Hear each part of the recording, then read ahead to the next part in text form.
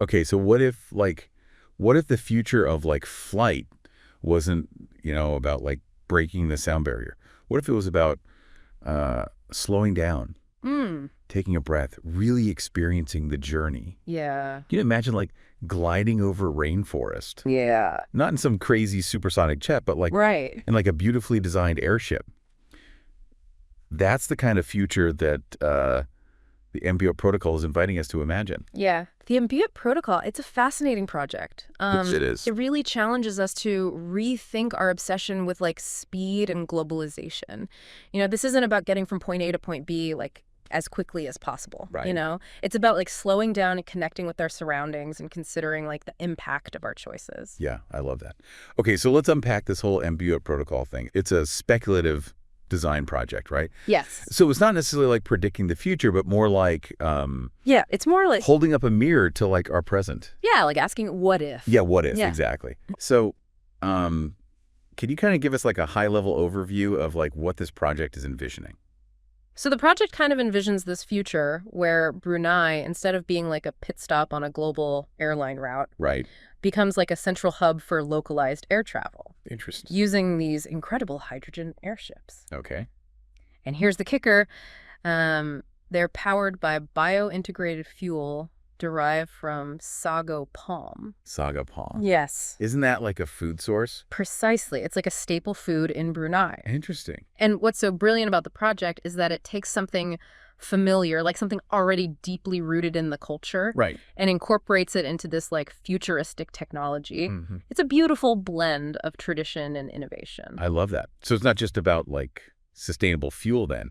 It's about weaving sustainability into like the very fabric of society. Absolutely. Yeah. And they even built a scale model of the airship gondola using traditional Bruneian craft techniques. And sustainable materials, Yeah. it highlights the project's emphasis on like resilience and resourcefulness. Yeah. Now, the environmental benefits of hydrogen airships over conventional airplanes are pretty clear. Of course. But this project goes beyond just like reducing emissions. Okay. It critiques the very idea of globalization, Interesting. suggesting that maybe, just maybe, smaller scale localized solutions could offer a more sustainable and equitable path forward. I love that. So this is where it gets really interesting for me. The designer Alif Rahman identifies as two-spirit. And I think that's a term that maybe a lot of our listeners might not be familiar with. Can you explain that a little bit? Yeah, so two-spirit is a term used by some indigenous people in North America to describe individuals who embody both masculine and feminine spirits. It's a very complex and nuanced identity that often goes beyond the Western binary understanding of gender. Got it. And it really speaks to Rahman's approach to design, which embraces multiple perspectives and challenges like conventional thinking. Yeah. And their design process is fascinating too. It's not just about aesthetics. Right. They start with in-depth research into things like chemical processes and economic models. Yeah. They even develop these complex system models before they even like sketch a single line. Exactly. Wow. Wild. It's really fascinating. This project isn't just some pie-in-the-sky idea. It's grounded in like meticulous research and a deep understanding of like complex systems. Yeah. From those models, they create like detailed design proposals. Right. They build speculative prototypes, and they even write narrative fiction Wow. to help us envision what this future might actually feel like. Amazing. Yeah.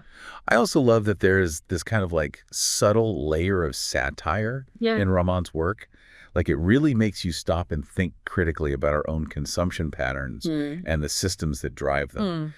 It makes you wonder, like, are we really on a sustainable path? Yeah. Like, what would it look like to prioritize local communities and resources? That's the power of speculative design. Yeah. It's not about giving us all the answers, but it's about asking the right questions. I love that. So for all of you listening out there, here's a final thought to ponder. Could embracing slower, more localized solutions actually be the key to a richer, more sustainable future? And what would that look like in your own life, Yeah. in your own community?